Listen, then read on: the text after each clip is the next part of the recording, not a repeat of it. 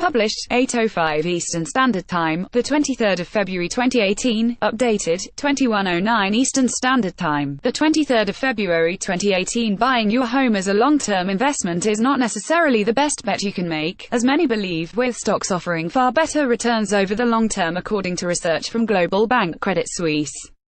In a study of data stretching back 118 years, researchers found that despite the widely held belief that property offers the best and most reliable returns, the housing sector globally has actually returned a quality-adjusted real capital gain of approximately -2.1% per year. By this measure, stock markets beat the likes of property, bonds and cash hands down through the years.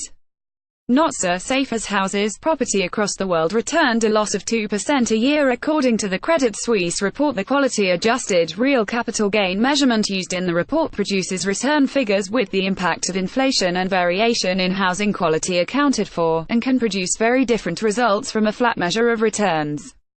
The Global Investment Yearbook 2018 was produced by the Credit Suisse Research Institute with authors from the London Business School and aims to provide an in-depth and long-term look at investment returns.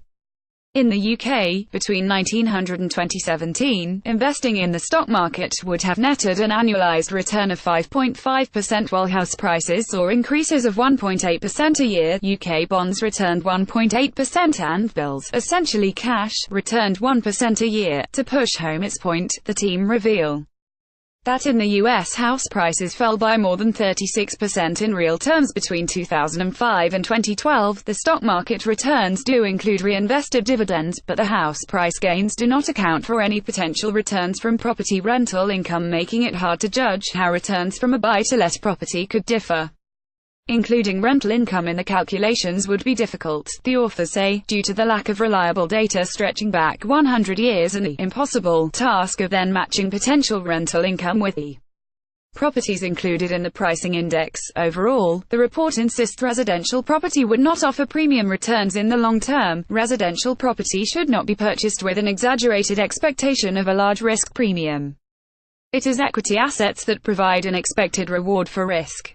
The real case for equities is that, over the long term, stockholders have enjoyed a large equity risk premium. The report said, collectible and rare wines offered returns of 3.7% a year since the turn of the 20th century in the US. Investing in stocks produced annualized returns of 9.6% a year between 1900 and 2017. Bonds returned 4.9% on an annualized basis, bills 3.7%, and inflation averaged at 2.9% a year over the same period.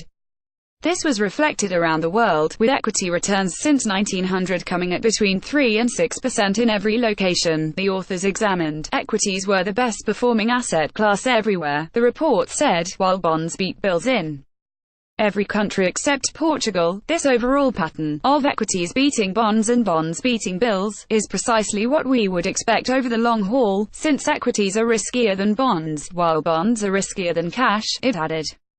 Volatility returning to global markets after a prolonged period of calm. Credit Suisse Research Institute's Richard Kersley said the report was of heightened relevance to understand where the best returns come from.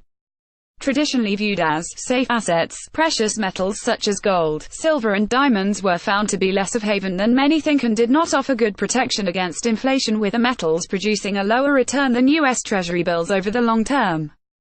UHNWI, ultra-high net worth investors, have a quarter of all their wealth in financial assets. This chart shows stocks, blue bar, offered far higher returns in every country the study examined, with bonds and bills even producing negative returns in Italy, Germany and Japan, away from the likes of stocks, bonds and gold. Some investors may have punted on the fact a collection of fine wines or postage stamps may offer superior returns over the long run.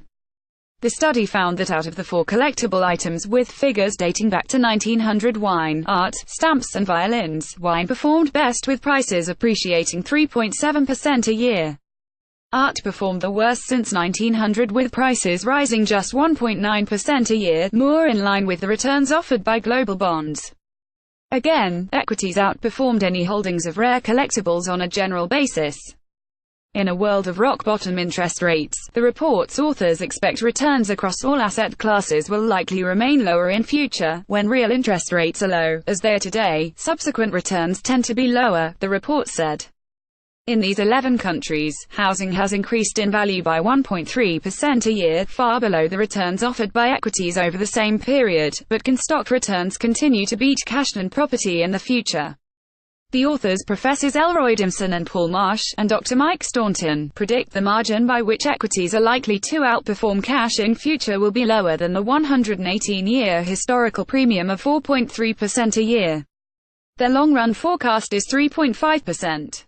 However, even with a lower future equity premium, equities are still expected to double relative to cash over a 20-year period, the authors said. The importance of a long-term view when seeking to understand the nature of risk and return in the world's markets remains. Over the long run, equity returns still dominate bond and bill returns.